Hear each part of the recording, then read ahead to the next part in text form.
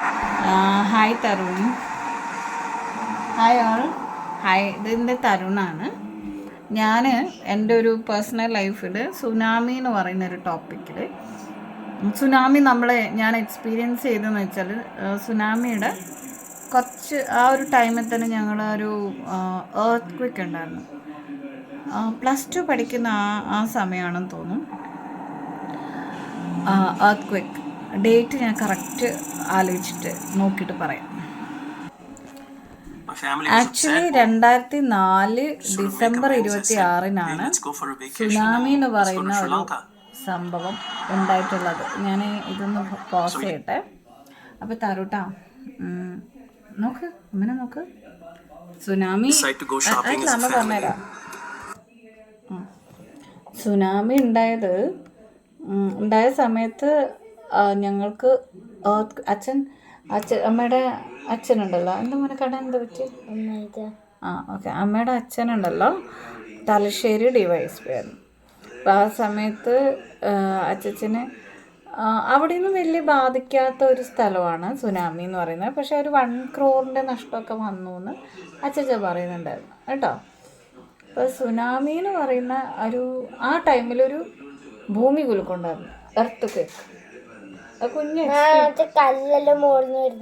അതല്ല, ഏകദേശം അത് അത്രയും ഭീകരമായിട്ടുള്ള എർത്ത് ക്വേക്ക് അല്ല, വളരെ മൈൽഡായിട്ടുള്ള മോൺസ്റ്റർ ഒന്നും വരില്ല. അതൊക്കെ സിനിമയിൽ കാണുന്ന മാത്രം അല്ല, മറ്റേ കാർട്ടൂൺ. എനിക്കറിയില്ല, പുതിയൊരു കഥാപാത്രങ്ങളെല്ലാം വരുന്നുണ്ട്. Okay, good. അപ്പം അങ്ങനെയുള്ള ഒരു സിറ്റുവേഷനിലൂടെയാണ് അതൊക്കെ പറഞ്ഞുതരാം, അതൊക്കെ കാണാം. അതാണ് സുനാമിയുടെ സമയത്ത്.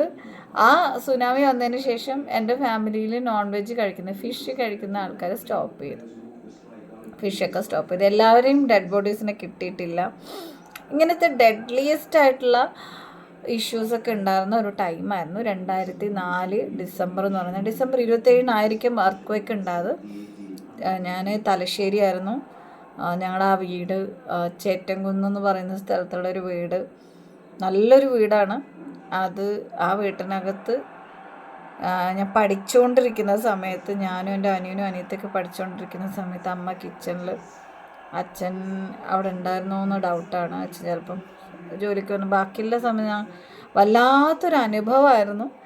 പേടിച്ച് പോയി. ഇതിങ്ങനെ വന്നു ഒരു 2-3 സെക്കൻഡ് ഉണ്ടായിരുന്നുള്ളൂ. ആ 2-3 സെക്കൻഡിൻ്റെ ആ ഒരു അനുഭവം ഒരു 2-3 മിനിറ്റോളം നിന്നു എന്നായിരുന്നു. ഞങ്ങൾ എന്താണ് സംഭവിച്ചതെന്നുള്ളൊരു ഐഡിയ ആ സമയത്ത് കിട്ടിയില്ല. അപ്പം അത് നല്ലൊരു അനുഭവമായിരുന്നു ബേബി. ആ സമയത്ത് ഞാൻ ഉണ്ടായിരുന്നു. നീ ഉണ്ടാവുന്ന എങ്ങനെ? നീ 2017 ജനിച്ചത്. 18 ജനിച്ചത്. 17 കല്യാണം കഴിഞ്ഞതേയുള്ളൂ അമ്മ. 18 കല്യാണം കഴിഞ്ഞു. 17 കല്യാണം കഴിഞ്ഞു. 18 നീ ഉണ്ടായി. അപ്പോൾ 17-നല്ലേ എൻ്റെ ബർത്ത്ഡേ? അല്ല, അങ്ങനെ അല്ല. ഓക്കെ, ഇപ്പൊ വേറെ സബ്ജക്റ്റിലോട്ട്. 18-നാണ് കുഞ്ഞ്.